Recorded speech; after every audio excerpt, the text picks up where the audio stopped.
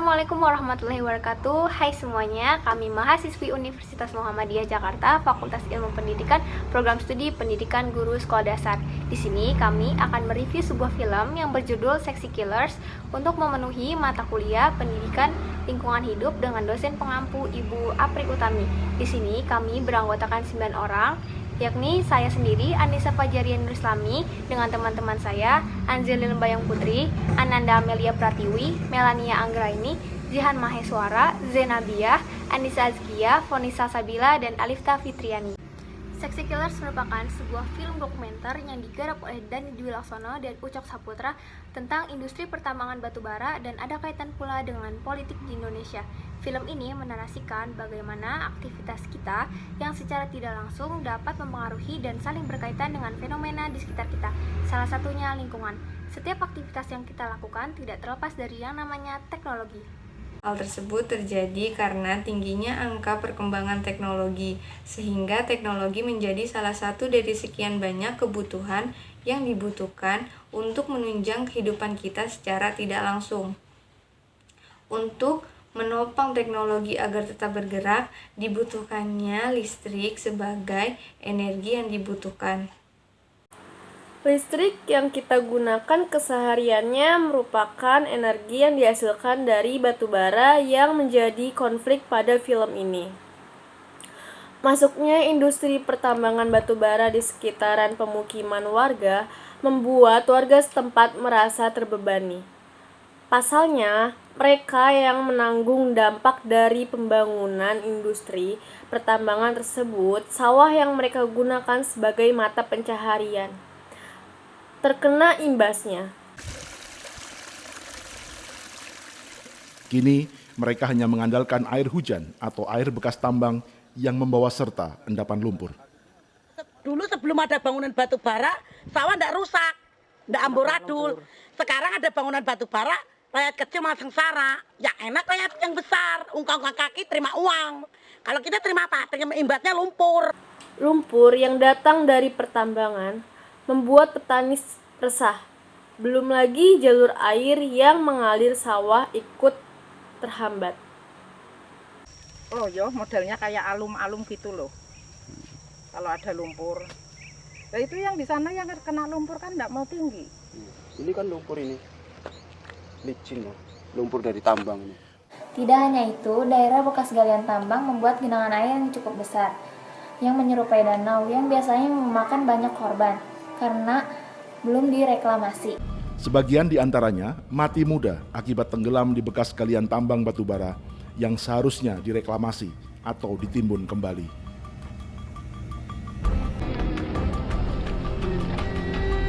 Di atas siap. Di atas siap. Baik di. Ya. Baik di enggak? Rumah warga pun sering terkena imbas karena bangunan rumah yang bergeser menciptakan retakan di dinding. Bahkan ada beberapa warga yang rumahnya bergeser akibat penggalian batu bara. Batu bara di Indonesia diproduksi untuk diekspor, kualitas menengah dan kualitas rendah, dan sebagian lagi dikirim ke PLTU di seluruh Indonesia untuk menjadi bahan bakar. Karena tingginya konsumsi masyarakat terhadap listrik, PLTU dibuat di beberapa titik dekat dengan pemukiman warga. Akan tetapi musibah lain bermunculan. Dampak yang dihasilkan dari PLTU itu berimbas kepada lingkungan yang dihasilkan dari industri, menghasilkan polusi udara, laut maupun daratan yang cukup mengerikan. Hadirnya PLTU juga berdampak bagi masyarakat setempat, baik dalam hal ekonomi maupun kesehatan. Dampak yang terimbas pada lingkungan sekitar membuat para petani maupun pelaut yang berada di daerah sekitar industri tersebut marah dan berkurangnya pendapatan mereka dikarenakan limbah atau polusi yang dihasilkan oleh industri tersebut. Di laut juga menimbulkan pengerusakan terumbu karang dan menyebabkan biota laut mati dikarenakan polusi yang dihasilkan. Dengan alasan itulah kemudian lahir gelombang protes yang dilakukan oleh masyarakat untuk menuntut hal tersebut. Di antara beberapa energi yang bisa dijadikan sumber energi listrik, mengapa pemerintah mesti memilih batu bara? Jawabannya pasti adalah karena harganya yang murah. karena semua dampak lingkungan, sosial, ekonomi, keselamatan umum dan kesehatan masyarakat ditanggung oleh orang yang terdampak. Kurang tegasnya pemerintah terhadap industri ini membuat warga kesal. Pasalnya, apa yang mereka janjikan terhadap lingkungan sekitar tidak kunjung dilaksanakan. Membangun taman hiburan maupun tempat rekreasi di daerah Lubang belum terlaksana. Masyarakat hanya bisa menunggu kapan janji manis yang diberikan terlaksana.